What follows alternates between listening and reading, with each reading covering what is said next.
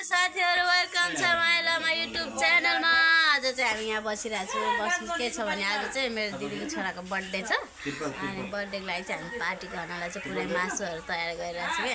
नानी बाबु ओ नानी बाबा यता फर्किन न।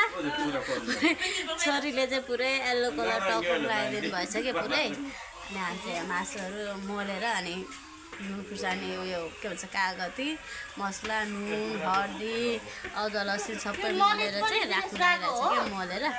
मेरो बहिनी चाहिँ त्यहाँ पछाडि मेरो बहिनी कान्छी बहिनी चाहिँ यहाँनिर छ काकाको छोरी भाइ पनि आएको छ त्यहाँ पानी परेर यस्तरी हिँडिरहेको छ। काकाको छोरी हो मेरो कान्छी बहिनी हो। अन्त नानी बाबा त चिन्नु भइहाल्छ तपाईँहरूले।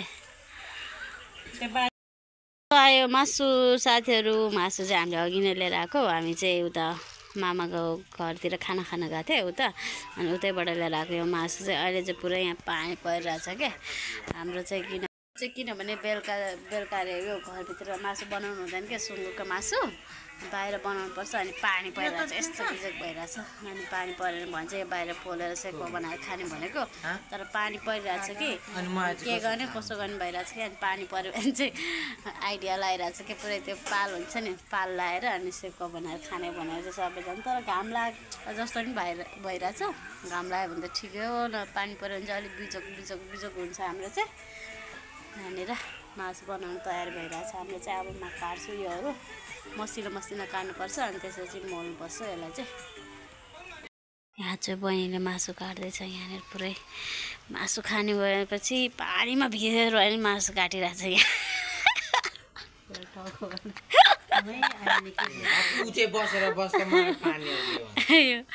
पुरै पानी परिरहेछ कि सिम थियो नि पुरै यहाँनिर पानीमा भएर पनि मासु काट्नु परेछ। 1 किलो सेकुवा खाने मान्छे चाहिँ यही हो रे। अहिले टिकटकमा भाइरल भएको छ नि त्यो राजु लामा होइन राजु घिसिमकोमा गएर 1 केजी सेकुवा उसले खाएर यसको। अनि भनेपछि सुँगुरको अनि कति खाला रह्यो मान्छेले घरमा होटेलमा गएर त्यति खाएपछि त अनि घरमा कति खाला 2 केजी हट। गौर से देखिए ये आदमी खाते इतना ज़्यादा सुँगुर के मासु।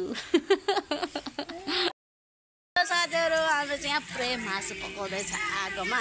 बहिनीले चाहिँ मासु पकाउँदैछ यहाँ चाहिँ मजा अघि भिडियो बनायो किनभने म चाहिँ लसुन के भन्छ लसुन र अदुवा पुरै यो पोखलीमा यो गरिरहेको थिएँ अनि त्यही भएर अनि भिडियो बनाउनु मान्छे छैन र साथी नै सँगै रङ्गिन चङ्गी भनेर जस्तै आँखामा कस्तो धुवा आयो या मासु चाहिँ पुरै भुटिरहेको छ बहिनीले चाहिँ यहाँ। सुँगुरको मासु पकाउने मान्छे यहाँ छ।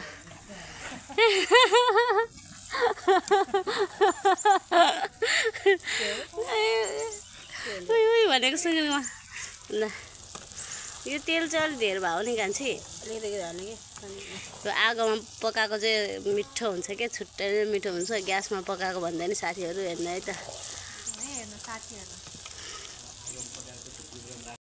छोराको चाहिँ यहाँ बर्थडे उयो सुरु भइसक्यो यहाँ बत्ती सती बालेर यहाँनिर छ।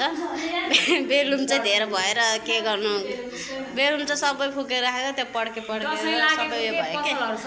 ल अब चाहिँ हाम्रो छोराको बर्थडे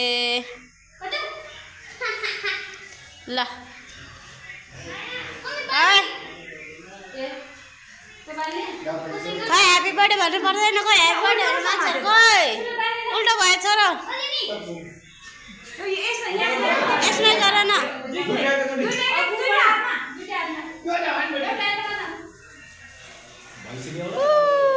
ल happy birthday to you happy birthday to you सोहारे टु यु सोहा ह्याप्पी बर्थडे टु यु।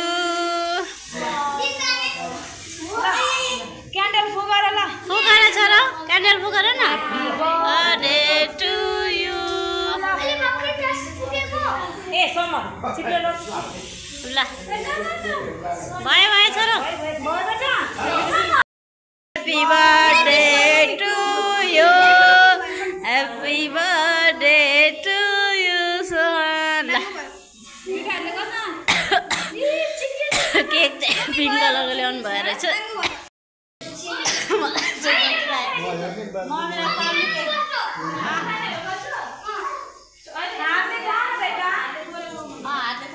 मम्मीलाई बच्चाहरूको चाहिँ रमाइलो ठुलो मान्छेको भन्दा पनि बच्चाहरूको रमाइलो बर्थडे चाहिँ ल ल ल हुन्छ ल